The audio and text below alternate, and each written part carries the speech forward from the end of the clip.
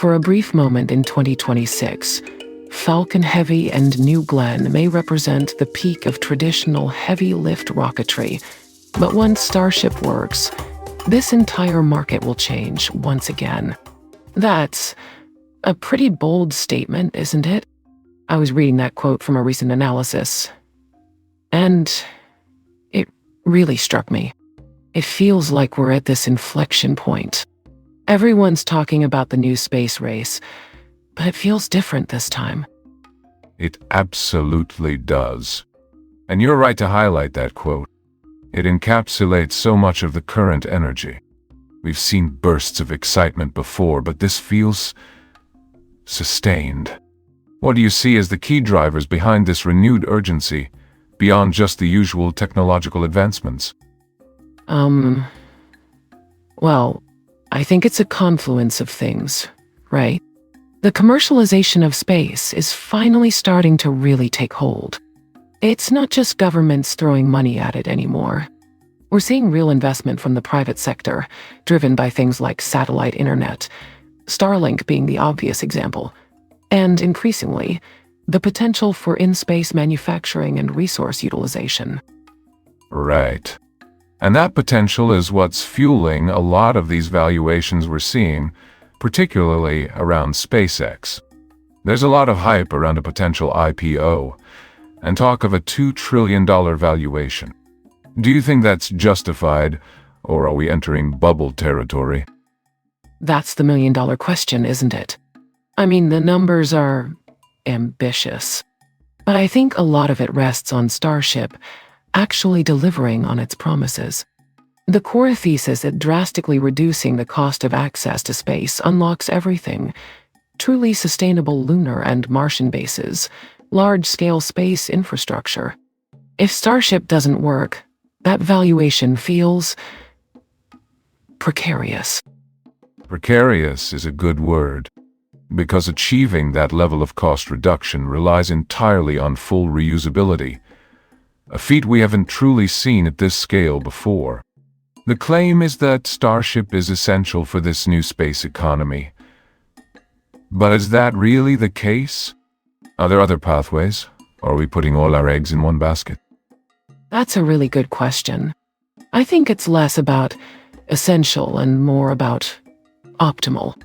You could theoretically build a sustainable space economy with incremental improvements to existing launch systems, more efficient rockets, better supply chain management, but it would be incredibly slow, incredibly expensive. Starship, if it works as designed, offers an order of magnitude reduction in cost. It's the difference between building a house with hand tools versus using a prefabricated system. That's a helpful analogy. Though, even with prefabricated systems, you still have construction challenges. And speaking of challenges, historically, new orbital launch vehicles have a pretty dismal success rate. I was looking at some data, and roughly 60–70% failed during development or early operation. How does Starship, with all its radical design choices, aim to buck that trend? Yeah, that's a huge risk, no question. They're absolutely aware of it. I think SpaceX is trying to mitigate that in a few ways. First, they're using a rapid iteration approach. Build, test, break, fix, at a scale we haven't seen before. Second, they're embracing a degree of acceptable risk. They're willing to push the boundaries and accept failures as learning opportunities. And third, they're relying heavily on data. They're collecting telemetry from every test, analyzing every component failure, and using that information to refine the design. So it's a high-risk, high-reward strategy. But even with that data-driven approach, the sheer complexity of Starship feels daunting. Full reusability isn't just about landing the booster. It's about surviving re-entry, managing propellant boil-off, and ensuring reliable performance across multiple cycles. How realistic is that, practically speaking? It's incredibly challenging. Absolutely. And there are a lot of unknowns. Propellant boil-off is a big one. especially for long-duration missions. They're experimenting with various insulation techniques and reliquefaction systems, but it's still a major hurdle. Re-entry is also brutal. The heat shield needs to be able to withstand incredibly high temperatures, and even minor damage could be catastrophic. And that heat shield is obviously a critical component. It's a completely different approach from the Falcon 9's heat shield, right? More tiles, less robust protection overall. It feels like a trade-off. Exactly. It's a trade-off between weight and protection. The Falcon 9's heat shield is over-engineered, in a way. Starship is going for a lighter, more scalable solution. The idea is that you can replace damaged tiles relatively easily, which reduces the overall cost and turnaround time. But that also introduces a new layer of complexity in terms of inspection and maintenance. Right. So it's a shift from prioritizing maximum protection to prioritizing rapid repair and replacement. It's a fascinating approach, but it relies on a level of logistical efficiency we haven't really demonstrated in spaceflight before. Totally. It's a bet on their ability to scale up manufacturing and logistics at Starbase. They're building a massive infrastructure there, but it's still a huge undertaking. Getting all those pieces to work together seamlessly is going to be a massive challenge. And speaking of Starbase, the pace of development there is relentless. We've seen a lot of static fire tests recently. But what does successful even mean in those tests? Is it just ignition, or are they pushing the engines to their limits? That's a good point. It's not just about lighting the engines. They're looking at thrust levels, combustion stability, and instrumentation readings. They want to see that all 33 Raptor engines are firing within spec, and that there are no major anomalies. The goal is to gradually increase the duration and intensity of the tests to validate the system's performance and identify any potential weaknesses. And those Raptor engines are, of course, at the heart of the whole system. The move to Raptor 3, that's a significant redesign, isn't it? What's driving that change? It is. Raptor 1 and 2 had some limitations in terms of performance and reliability. Raptor 3 is designed to address those issues. They've simplified the design, improved the cooling system, and increased the chamber pressure. The goal is to get more thrust out of the engine while also making it more reliable and easier to manufacture. Easier to manufacture. That's a key point. Because if they can't ramp up production of these engines, the entire Starship program is going to stall. What specific changes have they made to achieve that? Well, they've significantly reduced the number of parts, streamlined the manufacturing process, and adopted more automated techniques. They're also using more readily available materials, which helps to lower costs and shorten lead times. It's a big shift from the handcrafted approach they used for the early Raptor engines. So, it's a move towards mass production, but that often comes at the expense of customization and quality control. Are they sacrificing performance or reliability in the name of manufacturability? That's the balancing act, right? They're trying to strike a balance between performance, reliability, and manufacturability. They claim that Raptor 3 actually delivers increased performance and reliability, despite the simplification. But we'll have to see the data to confirm that. Exactly. Claims are easy. Data is harder to come by. And that's what we'll be looking for in the coming months. Hard data on Raptor 3's performance and longevity. What kind of performance improvements are they projecting specifically? They're claiming a roughly 25% increase in thrust and a significant improvement in specific impulse, which basically means more efficient fuel consumption. They're also targeting a much higher mean time between failures, or MTBF, for Raptor 3. They're aiming for something in the thousands of hours, which would be a huge leap forward. Thousands of hours. That's ambitious. But given the scale of investment and the sheer number of engines they'll need, It's almost a necessity. If they're constantly replacing engines, the economics of full reusability fall apart. We've seen footage of the recent static fires, and they look impressive, but that's just a snapshot. What are they learning from the engine teardowns after those tests? The teardowns are critical. They're meticulously inspecting every component, looking for signs of wear, fatigue, or failure. They've already identified a few areas for improvement, particularly in the combustion chamber and the nozzle. They're using that information to refine the design and manufacturing process. And that iterative process is, as you said earlier, central to their strategy. It's a very different approach from traditional aerospace engineering, where you spend years perfecting a design before ever flying it. But it also means accepting a higher degree of risk. Absolutely. It's a calculated risk. They're betting that the speed of iteration will outweigh the potential for failures. They're willing to break things in order to learn faster. It's a fascinating experiment, and the stakes are incredibly high. Not just for SpaceX, but for the future of space exploration and commercialization. It really does feel like we're on the cusp of something big. I think you're right. It's a pivotal moment. And the next few months are going to be crucial. We'll be watching closely to see if Starship can deliver on its promises. Because if it does, the entire space landscape will be transformed. Transformed is a strong word, Chasca, but a fair one, I think. Let's drill down into how it aims to transform things. We've talked about the ambition, the scale, but at its core, it's about reusability, right? That's the key differentiator.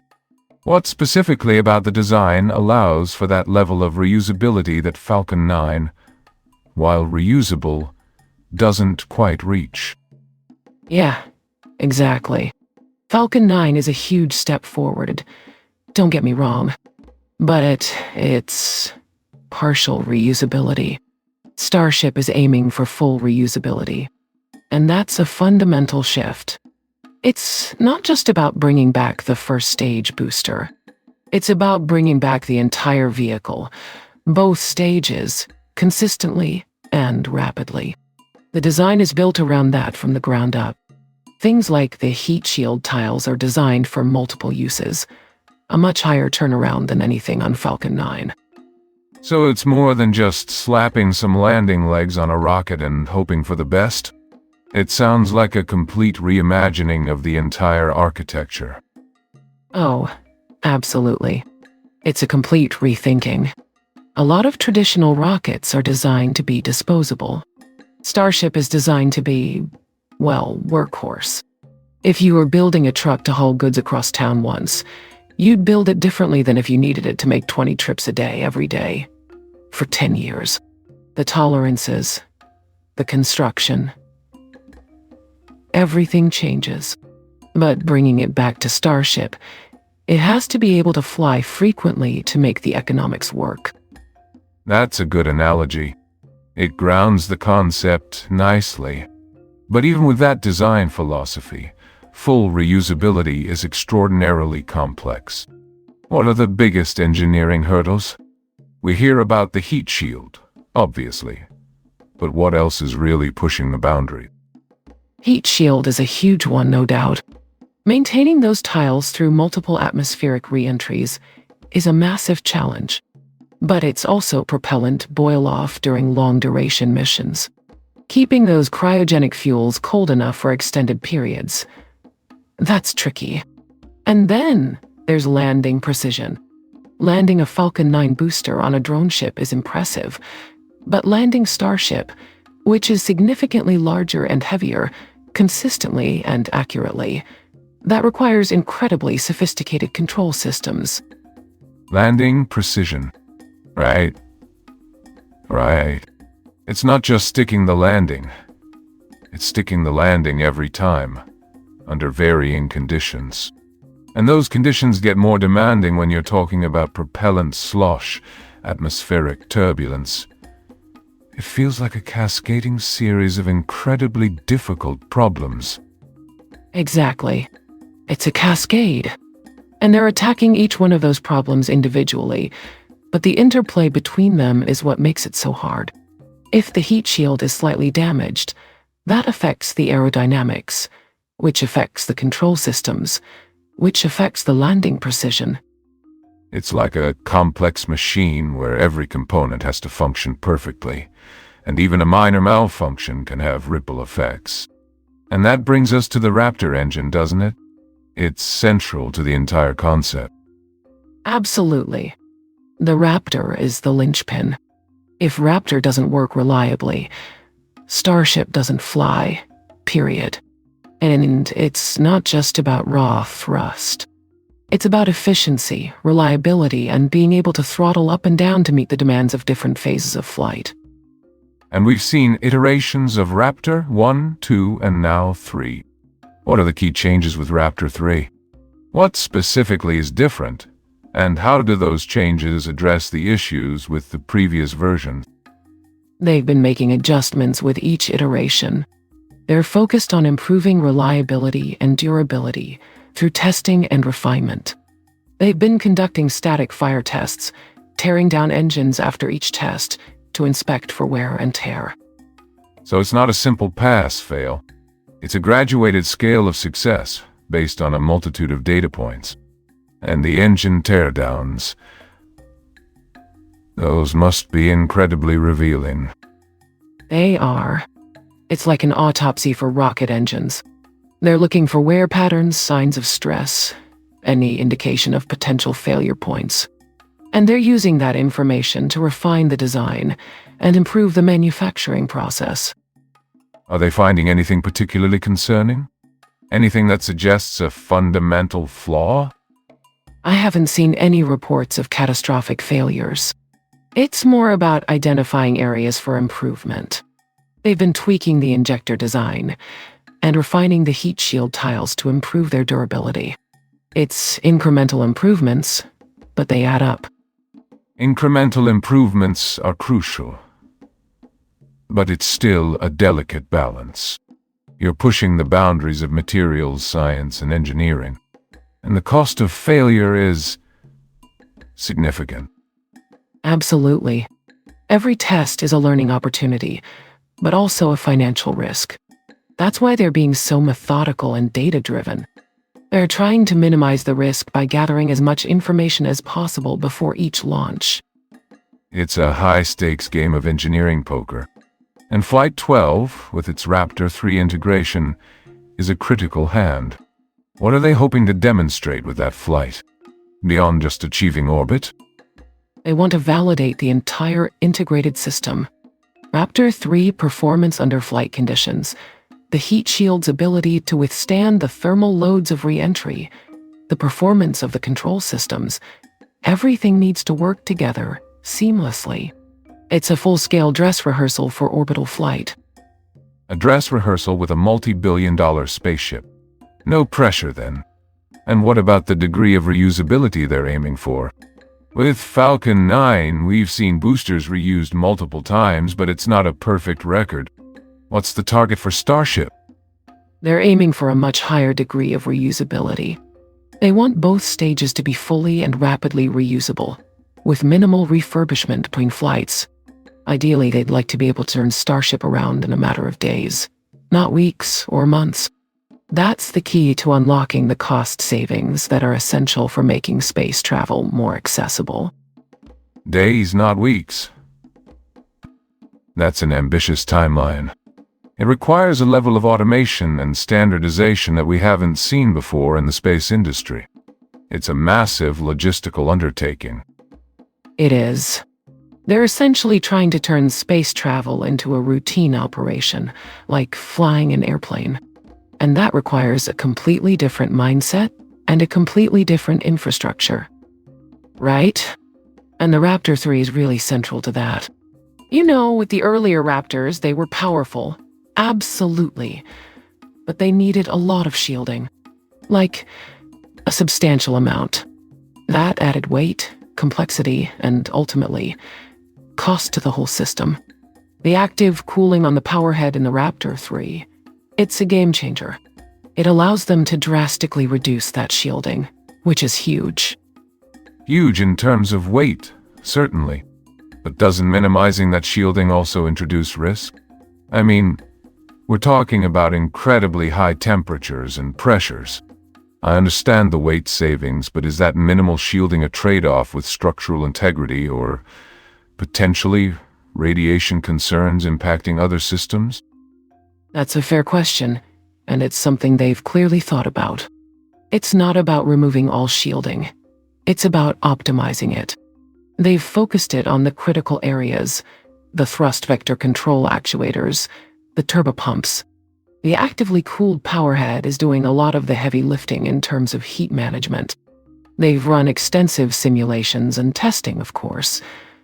But there's always an element of the unknown when you're pushing the boundaries of technology like this. Extensive simulations is good, but I'm curious about the real-world data. What kind of chamber pressures are we seeing with the Raptor 3 compared to the earlier iterations? And what's the projected mean time between failures? The MTBF that they're aiming for. Those numbers are crucial for understanding if this minimal shielding approach is genuinely sustainable. That data is closely guarded, understandably. But from what's been publicly released, and from analyzing the static fire tests, we're seeing chamber pressures consistently higher than Raptor 2, which translates to more thrust. They're aiming for an MTBF that's significantly improved. A factor of, well, they're hoping for at least a doubling, if not more, compared to previous versions. They're emphasizing a more robust, predictable failure mode, even if something does go wrong. A more predictable failure mode. That's an interesting framing.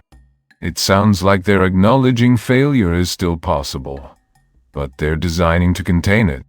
So it's less about preventing failure entirely and more about managing it when it occurs? That suggests a different engineering philosophy. Exactly. It's a recognition that in a rapidly iterative program like this, you're going to encounter issues. The goal is to ensure those issues don't become catastrophic failures. The minimal shielding is part of that. It's designed to be a sacrificial layer in certain scenarios. It buys them time to shut down the engine safely, for example. Sacrificial layer. Okay. So a controlled degradation rather than a sudden, explosive failure. That makes a degree of sense. But going back to the static fires, you mentioned they saw successful startup on all engines, even with that ground-side issue. What does successful startup really mean in this context? Did all 10 Raptor 3s achieve their target thrust levels? Or was it more of a partial success? That's a good point. It wasn't a full duration burn, unfortunately. There was an anomaly on the ground side that cut the test short. But the initial data indicates they did achieve the expected thrust levels before the shutdown. They're still analyzing the telemetry to understand exactly what triggered the issue. But the fact that all 10 engines ignited successfully is a positive sign. Positive, but incomplete.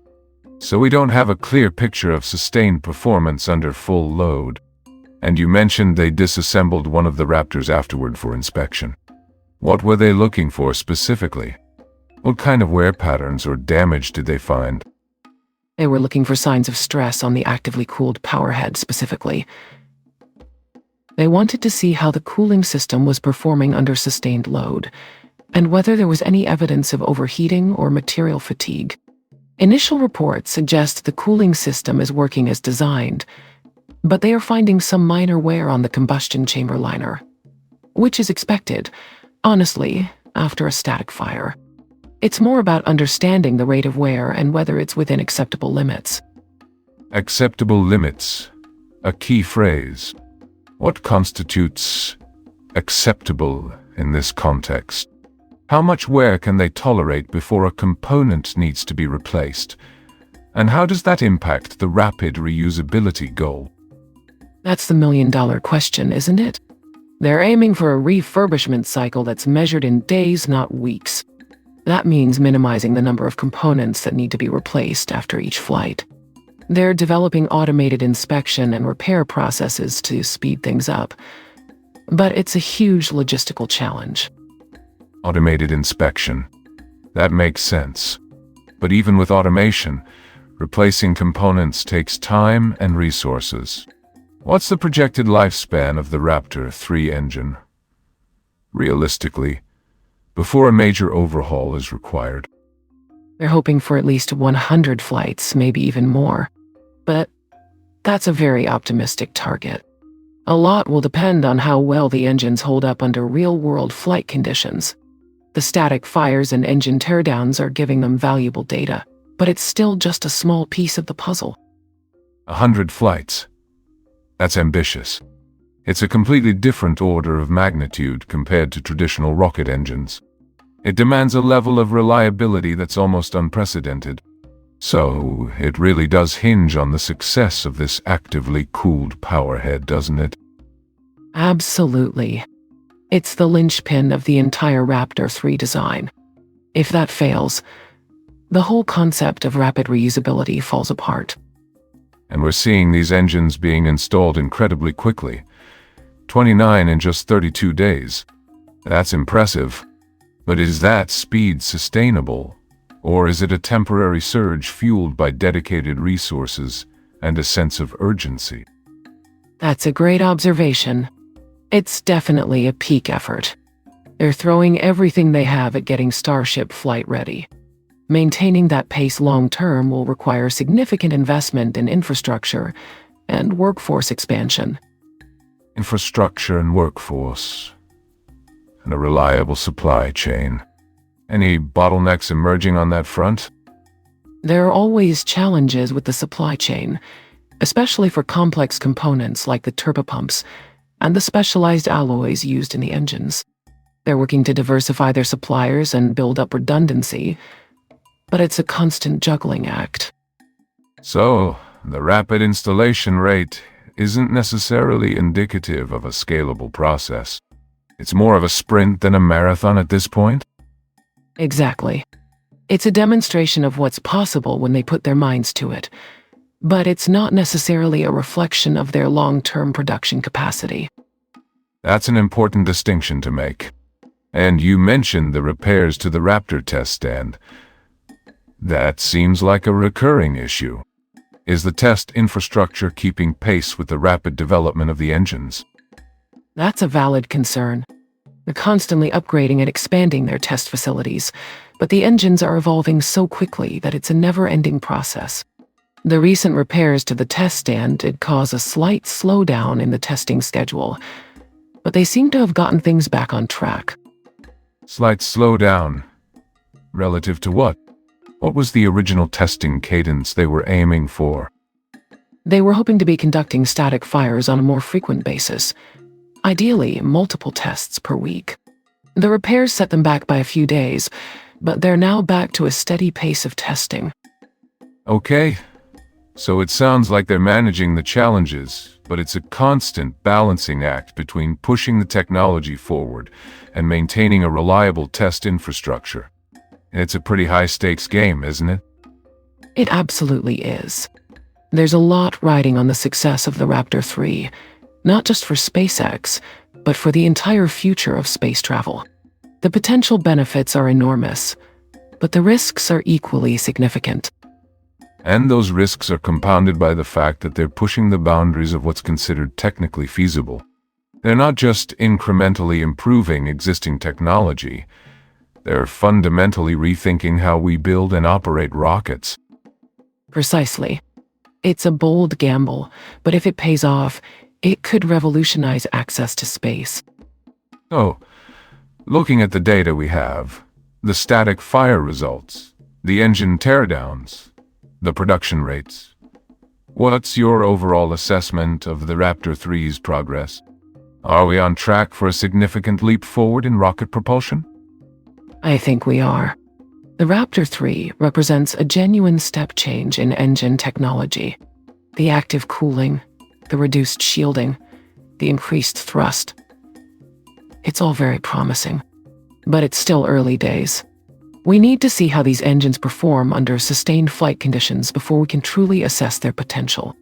The next few flights will be critical. Critical indeed.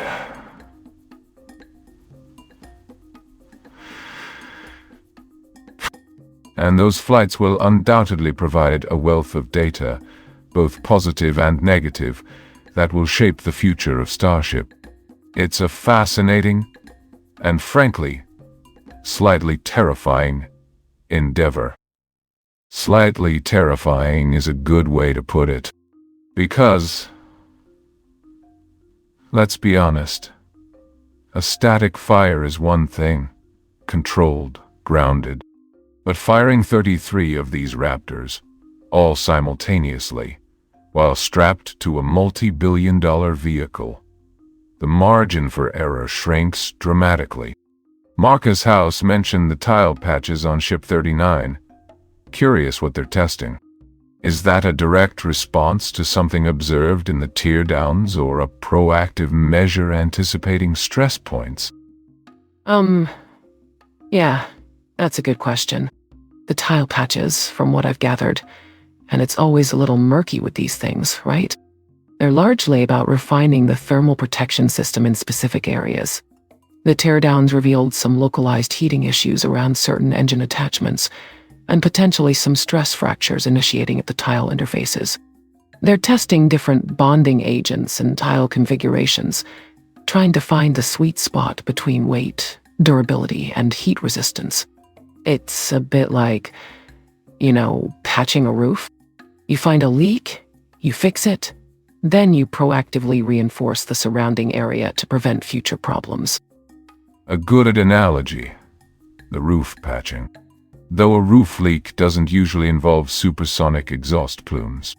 But I appreciate the grounding. So, it's not a catastrophic failure they're responding to, but more a proactive refinement based on observed stress. Let's drill down into those teardowns a bit more. You mentioned localized heating and stress fractures. Beyond that, what specifically were they finding inside those returned Raptor engines? Were they seeing consistent failure modes, or was it a lot of random variation? It wasn't entirely random, thankfully. There was a pattern, mostly centered around the injector nozzles. The Raptor 3, with its increased chamber pressure, is really pushing the boundaries of material science. We were seeing signs of cavitation, tiny bubbles forming and collapsing, eroding the nozzle material. It's not immediate failure, but it's a degradation that, over multiple flights, would significantly reduce performance. They're experimenting with different nozzle coatings, different alloys, trying to toughen things up. It's also about fuel mixing. Getting the fuel and oxidizer perfectly blended is crucial, and those injectors are taking a beating. Cavitation. So essentially, microscopic implosions damaging the engine over time. That's concerning. And it highlights the challenge of scaling up thrust. Increasing the pressure sounds great on paper, but it clearly has real-world consequences. Were there any surprises in the teardowns?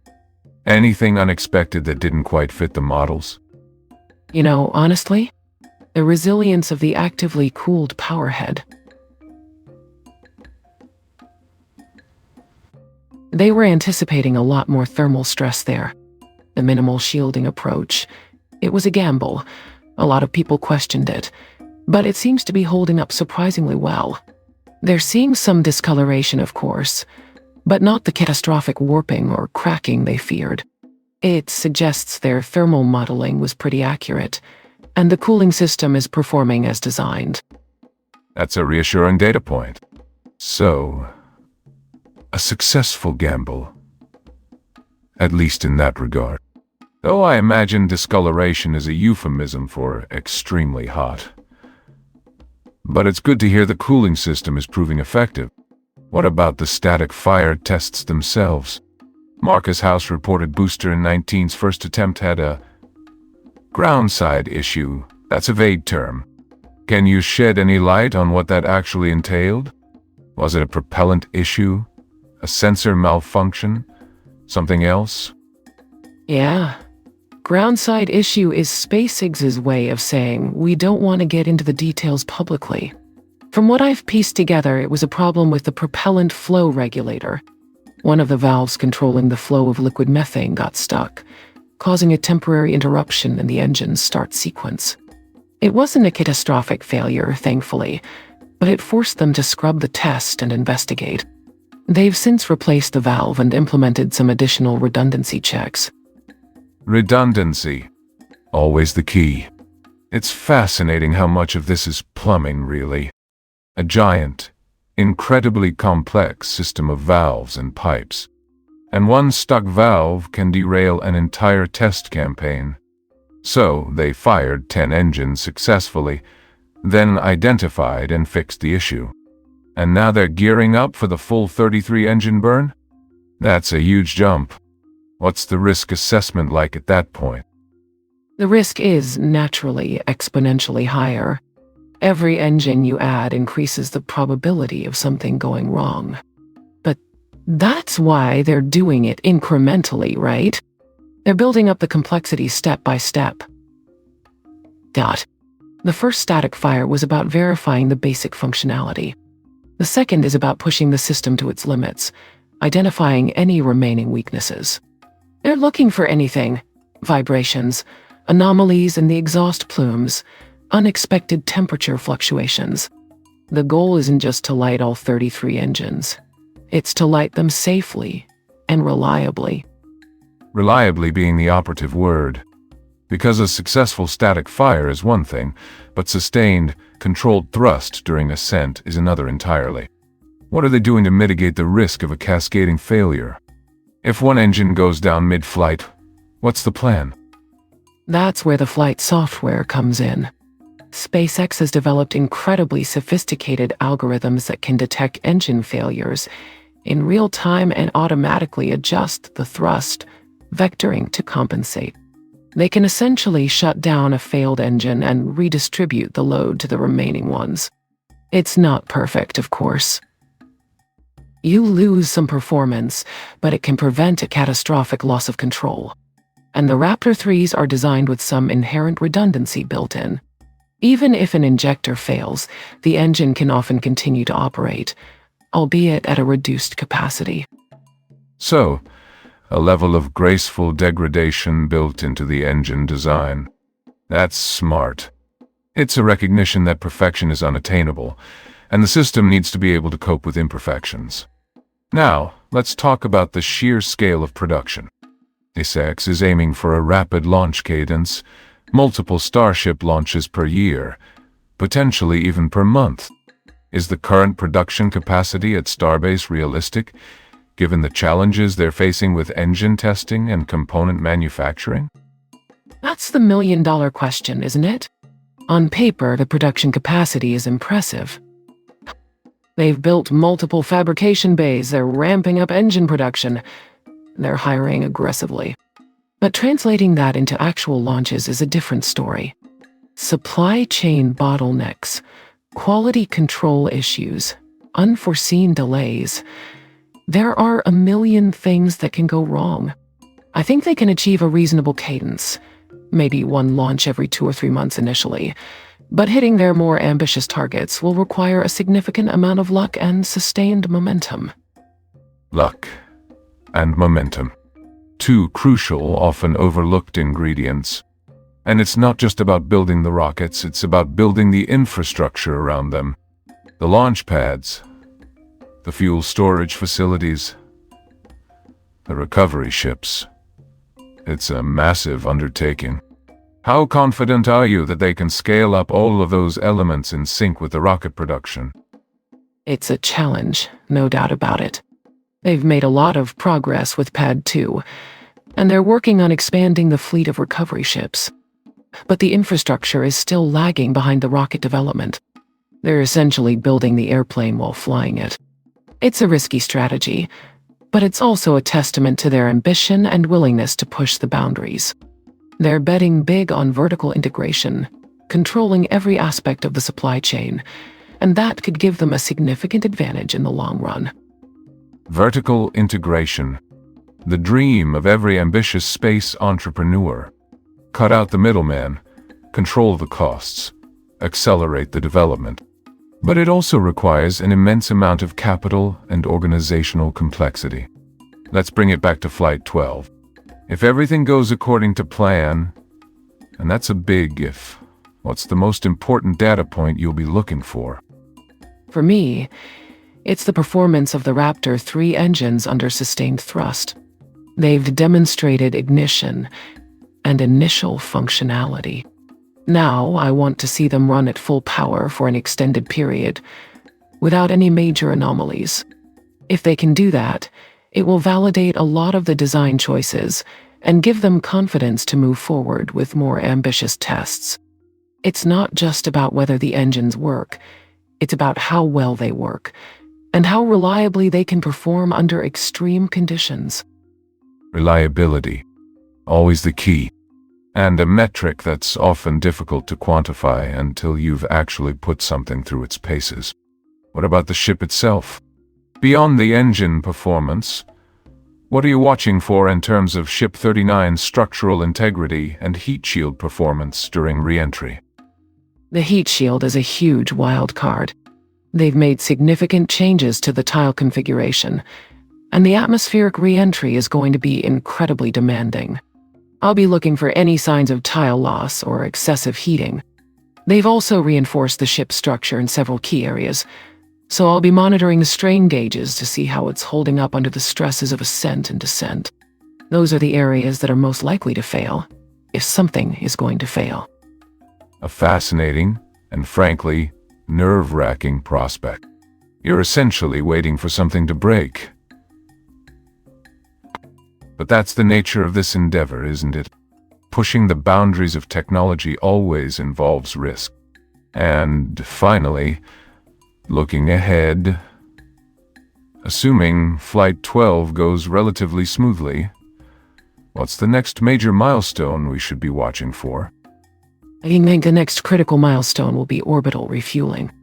Getting Starship to rendezvous and dock with another vehicle in orbit, and then transferring propellant. That's a game changer. It will enable them to build massive structures in space, and it's essential for their long-term goals of establishing a permanent presence on the Moon and Mars. That's the real test of Starship's potential, not just getting to orbit, but staying there and building something lasting. Orbital refueling. The ultimate logistical challenge. A complex dance of precision and coordination in the unforgiving vacuum of space. Well, Chasca, this has been incredibly insightful. You've provided a much-needed dose of realism and nuance to a topic that's often dominated by hype and speculation. Thank you for sharing your expertise.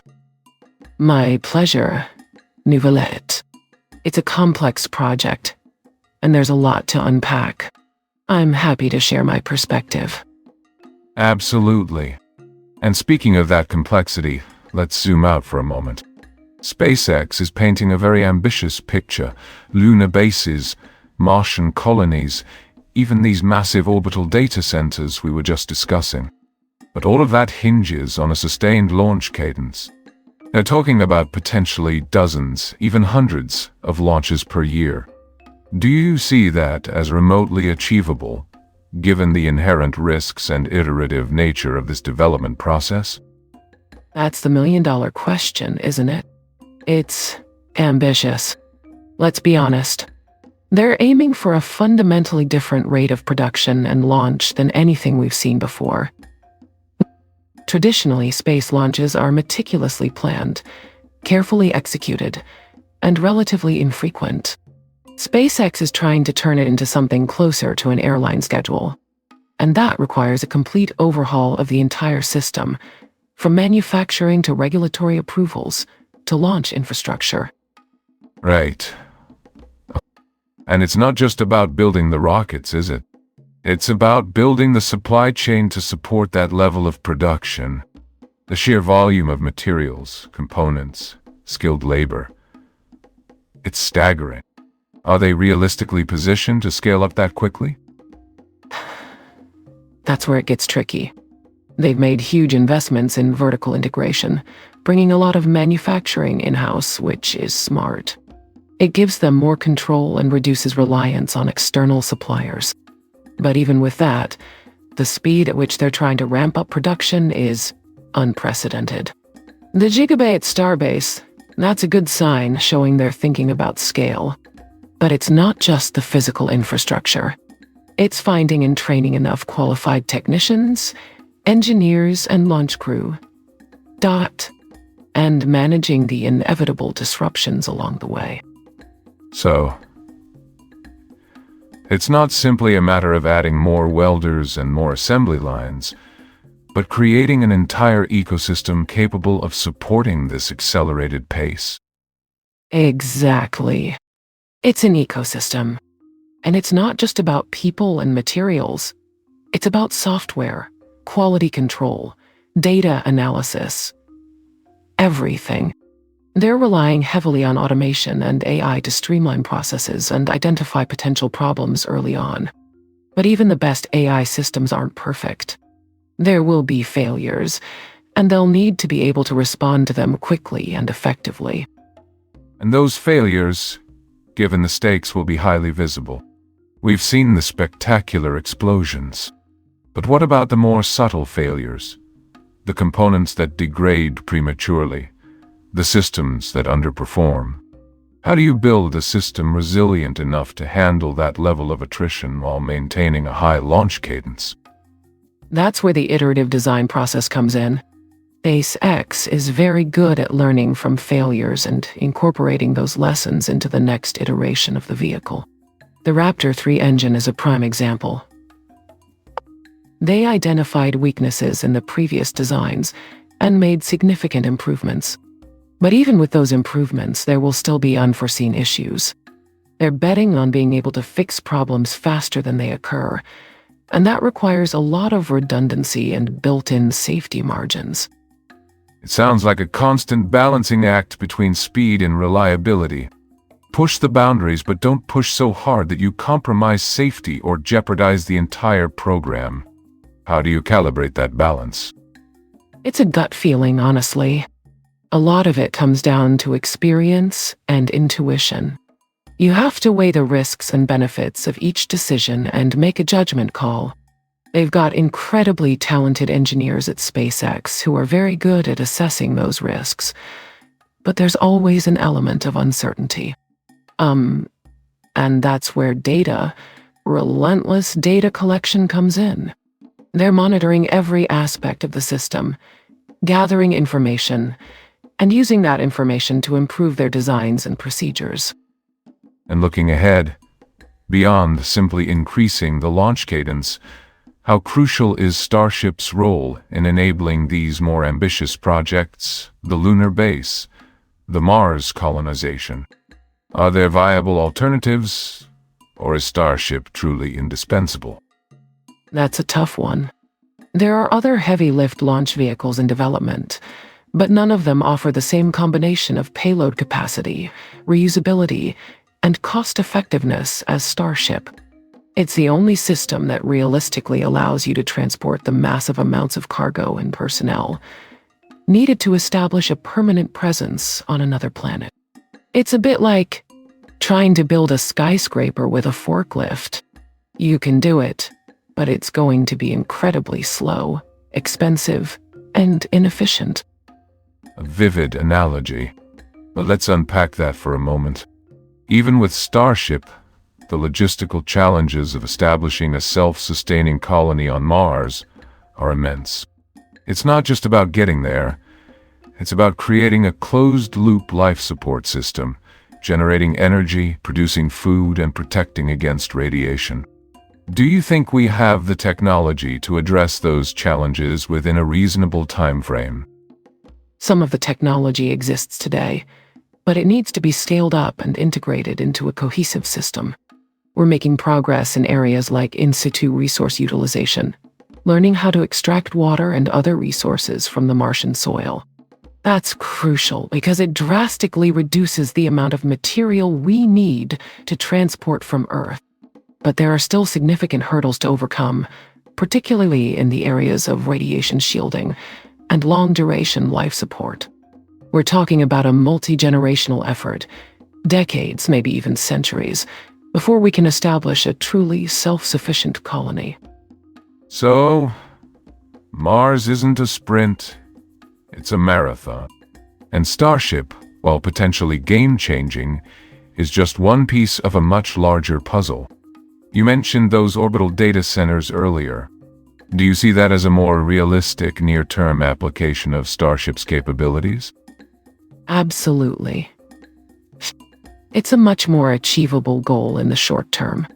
The demand for data processing power is growing exponentially, and moving those operations to space could offer significant advantages in terms of efficiency and cost. Plus, it doesn't require the same level of risk and complexity as establishing a colony on Mars. You're still dealing with the challenges of spaceflight, but they're much more manageable. It's a clever pivot, almost a stepping stone towards the bigger ambitions. A way to refine the technology and build the infrastructure needed for deeper space exploration. And these star cloud satellites using smaller modular units. That feels like a pragmatic approach. Exactly. It's about breaking down the problem into smaller, more manageable chunks.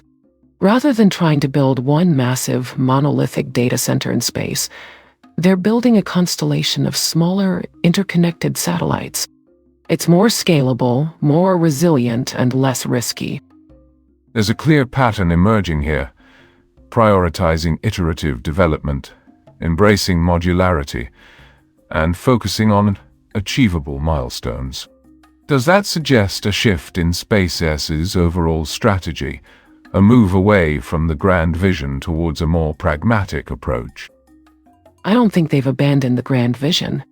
Elon Musk is still a big-picture thinker. But I think they're becoming more realistic about the challenges involved, and more willing to adapt their strategy as needed. They've learned a lot from the early failures of Starship, and they're applying those lessons to their current development efforts. It's still ambitious, but it's grounded in a more practical understanding of what's achievable. So, it's not about lowering the bar, but about building a more sustainable path towards reaching it. And this Terafab project, linking space-based computing with terrestrial AI development, that's intriguing. A symbiotic relationship between the two. That's the idea. The amount of compute power required for advanced AI applications is enormous. And space-based data centers could provide the energy efficiency and cooling capabilities needed to meet that demand. It's a win-win situation. It drives innovation in both areas and creates new opportunities for growth. It's, really quite exciting when you think about it. It certainly is. And looking ahead, let's say, 5 years from now, what would constitute success for SpaceX? What milestones would need to be achieved to demonstrate that Starship is truly on track to deliver on its promise? 5 years. I'd say a consistent launch cadence of at least once a month, demonstrating full and rapid reusability of both the booster and the ship, regular orbital refueling demonstrations, and the successful deployment of a significant number of Starlink 33 satellites. And, crucially, seeing the beginnings of that orbital data center infrastructure taking shape. Those would be the key indicators that they're on the right path. A high bar, certainly, but not insurmountable, given their track record of innovation. And if they achieve those milestones, what kind of ripple effect would that have on the broader space industry? It would be transformative. It would dramatically lower the cost of access to space, opening up new opportunities for scientific research, commercial development, and even space tourism. It would accelerate the pace of innovation and create a new era of space exploration. It would be, a really big deal. A big deal indeed. Chasca, this has been an extraordinary conversation. Thank you for shedding light on the intricacies of Starship and the challenges and opportunities that lie ahead. Your insights have been incredibly valuable. My pleasure, Neuvillette. It's a fascinating field, and I'm glad to have had the opportunity to share my perspective. And for our listeners, if you're interested in learning more, we'll include links to the resources we discussed in the show notes. Thanks for joining us. Thank you.